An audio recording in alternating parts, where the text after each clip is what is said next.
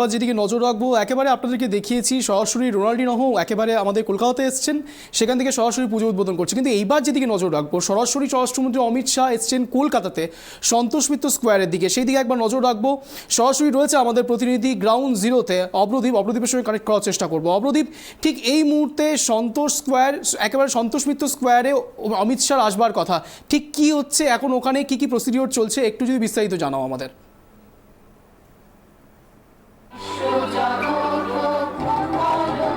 দেখো, আজকে দ্বিতীয় দিনে কিন্তু সন্তোষ মিত্র স্কোয়ারে আসতে চলেছেন স্বরাষ্ট্রমন্ত্রী অমিত শাহ। কেন্দ্রীয় স্বরাষ্ট্রমন্ত্রী অমিত শাহ এই সন্তোষ মিত্র স্কোয়ারে পুজো উদ্বোধন করবেন। আমার ক্যামেরা পার্সন সূর্যকে বলবো এই সন্তোষ মিত্র স্কোয়ারের প্যান্ডেলটা দেখাতে। আগামী বছর রাম মন্দিরের উদ্বোধন রয়েছে জানুয়ারি মাসে, সেই রাম মন্দির উদ্বোধন করবেন দেশের প্রধানমন্ত্রী নরেন্দ্র মোদী। তার আগেই কিন্তু কলকাতায় সেই রাম মন্দিরের মডেল তৈরি করা হয়েছে সন্তোষ মিত্র স্কোয়ারে। সেই সন্তোষ মিত্র স্কোয়ারের রাম মন্দিরের আর কিছুক্ষণের মধ্যে উদ্বোধন করতে চলেছেন দেশের স্বরাষ্ট্রমন্ত্রী অমিত শাহ। সেই অনুষ্ঠানকে ঘিরে কিন্তু ইতিমধ্যেই সন্তোষ মিত্র স্কোয়ারের ক্লাব প্রাঙ্গণে কিন্তু অনেক ভিড় দেখা যাচ্ছে। আমরা দেখতে পাচ্ছি যে লোক ভর্তি হয়ে আছে, অমিত শাহকে দেখার জন্য তারা বসে আছে। তার সঙ্গে তোমাকে জানিয়ে রাখবো যেটা এই মন্দিরের যে এই রাম মন্দির যে তৈরি হয়েছে, সেই রাম মন্দির কিন্তু সজল ঘোষের সঙ্গে আমরা যেটা কথা বলে জানাচ্ছিলাম যে এই রাম মন্দির কিন্তু 2 মাস ধরে 200 জন কারিগর মিলে তৈরি করেছেন। তার পাশাপাশি সজল ঘোষ 50 নম্বর ওয়ার্ডের বিজেপি কাউন্সিলর, তার সঙ্গে এখানে উপস্থিত রয়েছেন কিন্তু একাধিক বিজেপি বিধায়ক, সাংসদ এবং বিজেপির নেতৃবৃন্দ। আমরা স্টেজে দেখতে পাচ্ছি যে প্রাক্তন সভাপতি, প্রাক্তন রাজ্যপাল তথাগত রায় বসে রয়েছেন এবং অমিত শাহ এইখানে আসবেন, সন্তোষ মিত্র স্কোয়ারে আসবেন। তার সঙ্গে রাজ্যের বিরোধী দলনেতা শুভেন্দু অধিকারী সহ রাজ্য বিজেপির যে সভাপতি, সাংসদ সুকান্ত মজুমদারের কিন্তু থাকার কথা রয়েছে। আর কিছুক্ষণের অপেক্ষা, তারপরেই কিন্তু শুরু হবে এই রাম মন্দির। এই যে সন্তোষ মিত্র স্কোয়ারে কলকাতার যে রাম মন্দির, সেটারই উদ্ঘাটন করতে চলেছেন কেন্দ্রীয় স্বরাষ্ট্রমন্ত্রী অমিত শাহ। অঞ্জন, একেবারে তাই অবধি তুমি যা জানালে, সরাসরি সন্তোষ মিত্র স্কোয়ারে আসতে চলেছেন একেবারে অমিত শাহ। মূলত এখানে একটা প্রশ্ন রয়েছে, শুধু কি রাম মন্দির এই অভিভাবনকে কেন্দ্র করেন কি শুধুমাত্র অমিত শাহ আসছেন, নাকি আরও কিছু কার্যকলাপ রয়েছে তার?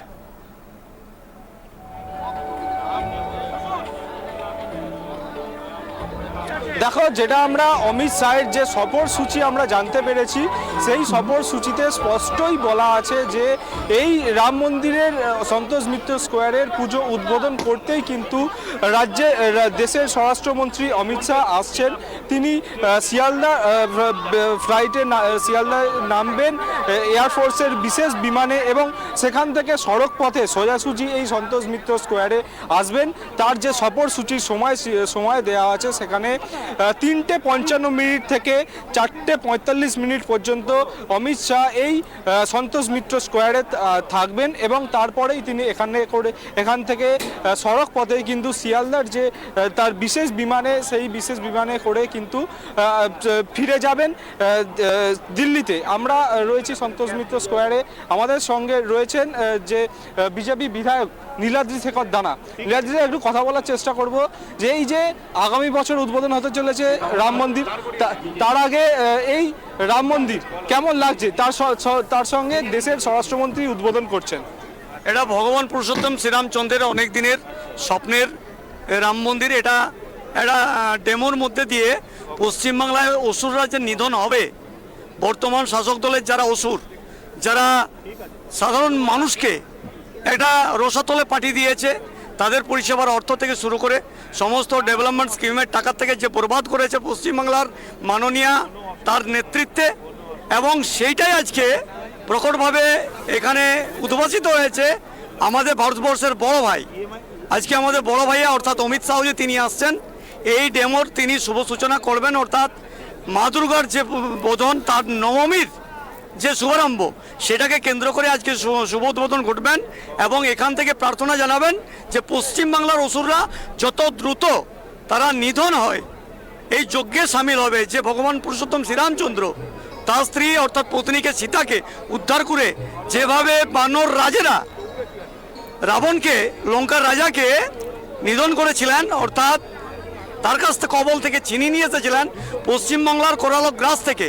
সেই ক্ষমতাকে ছিনিয়ে নিয়ে এসে একটা সনাতনী সভ্যতা এবং সংস্কৃতির মধ্য দিয়ে একটা প্রকট নিদর্শন ঘটাতে চলেছেন, তার একটা ডেমো দিয়ে আজকে শুভ সূচনা হবে। আপনার ব্যক্তিগতভাবে এই রাম মন্দির কিরকম লাগলো? দারুণ লেগেছে।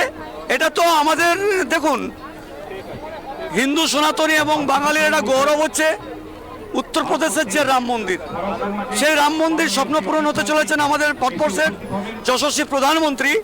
তিনি তার সচেষ্ট এবং বলিষ্ঠ পদক্ষেপ নিয়ে যেভাবে উত্তরপ্রদেশের রাম মন্দির তিনি আগামী খুব সম্ভবত আমাদের নভেম্বরের মধ্যেই উদ্ঘাটন করবেন, এবং তার ডেমো হিসাবে পশ্চিমবাংলায় আজকে সজল ঘোষের নেতৃত্বে এই ডেমো বড় ভাইয়া উদ্ঘাটন করবেন।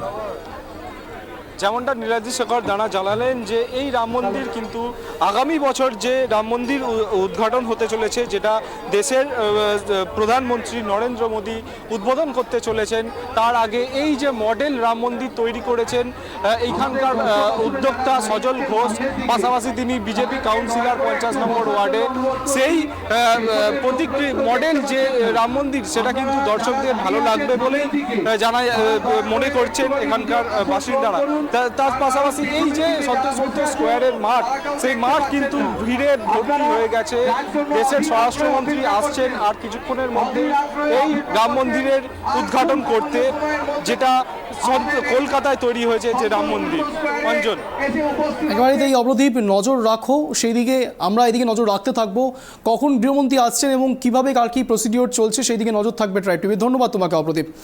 মূলত যা বললেন আমাদের প্রতিনিধি, একেবারে পশ্চিমবঙ্গের যে অসুর, সেই অসুরকে বধের জন্যই এটা প্রি প্রসিডিওর, অর্থাৎ সরাসরি রাজ্য সরকারকে এক প্রকার কেন্দ্র সরকারের অন্য রকমভাবে এক হুঁশিয়ারি। কিন্তু একটা জিনিস এখানে অদ্ভুত লাগলো যে পুজো নিয়েও একেবারে রাজনীতির মঞ্চ, সেখানে একেবারে পুজোর মানে মণ্ডপ ঘিরেও সেখানেও কিন্তু দেখা যাচ্ছে যে রাজনৈতিক তরজা চলছে, এবং সেই রাজনৈতিক তরজা যেখানে সত্যি সত্যি কোনো একটা জায়গাতে ধর্ম এবং উৎসব সব মিলেমিশে একাকার হয়ে যাওয়া উচিত, সেখানেও রাজনীতি। তার কারণ সেখানে দেখা যাচ্ছে সরাসরি সেখানকারই লোক বলছেন, সেখানকারই বিধায়ক, সেখানকারই লোকেরা বলছেন, নেতারা বলছেন, বিজেপির নেতারা বলছেন যে শুধুমাত্র এই পশ্চিমে তাদেরকে নিধন করবে সরাসরি দেবীপক্ষ, এবং দেবীপক্ষের এর দ্বারা হুঁশিয়ারি দেওয়া হচ্ছে যেখানে কিনা রাম মন্দির তৈরি হবে পরের বছর, সেই রাম মন্দির যেটি কিন্তু উদ্বোধন করবেন সরাসরি প্রধানমন্ত্রী নরেন্দ্র মোদী।